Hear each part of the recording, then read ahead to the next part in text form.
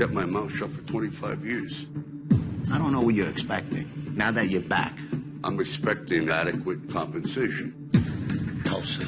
What's Tulsa? I want you to go there. The horse race, the Springboard Mile. There's nobody doing nothing. You can do whatever you want. Not exactly the welcome I was expecting. Name's Tyson. Welcome to Tulsa. $2,000 a week. You drive for me now. What crew runs this neighborhood? No crew up in here. We're in the middle of nowhere. What'll it be? I assume you don't have Chianti. You assume correctly. I wouldn't have pegged you as the Boy Scout. Why not? This wasn't necessary. What is that place? It's a dispensary. Oh, my God. Is he dead? No, he's taking a break. This is how it's going to work. I'll protect you from the gangs. What gangs? And the law. This is legal. You got to know your risk. There was no risk until you came along. Ever heard of Black McAdam? Motorcycle gang. You're overplaying your hand. When I play my hand, you won't see it coming. Any flammable liquids or firearms? In the box? Nah. This situation is not going to be controllable for much longer. You got a pretty good appetite for someone who was just shot at. If I stopped eating every time somebody tried to hurt me, I'd be a skeleton. I want to be upfront with you. It could get ugly. They were in the Mafia? Nah, there's no such a thing. This a one-off? Or one of many? Too soon to tell. I went public the other day saying you couldn't pay me to watch the new Tulsa King series. Because as much as I like Sylvester Stallone, I couldn't stand looking at his false face. And then I added that he should pick Madonna up to be his co-star and love interest in the new show. But YouTube blocked that particular podcast for a copyright violation, so most of you never heard the words coming out of my mouth. But I'm going to eat those words right now anyway.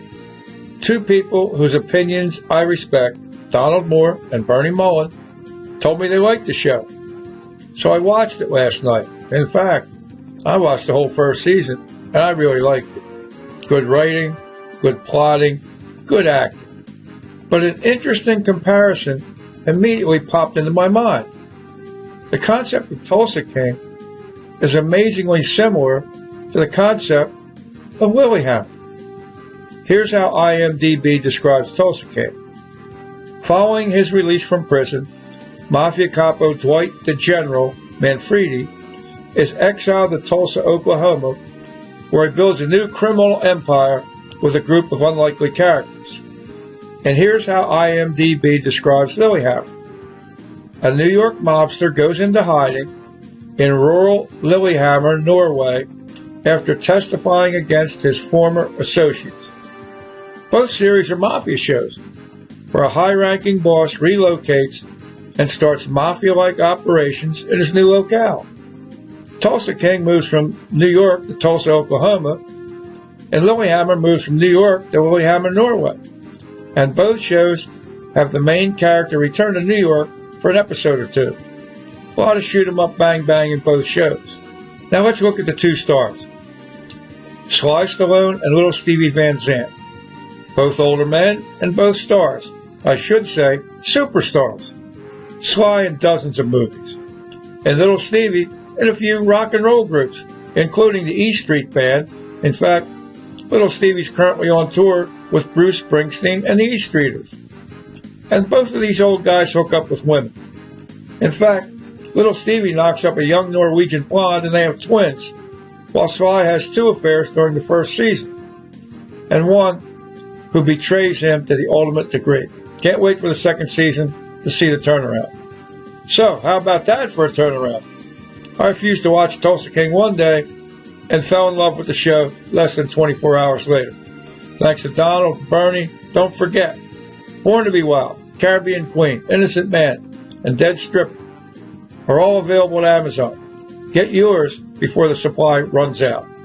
And thanks for stopping in today. Until next time, see you. And that's a wrap.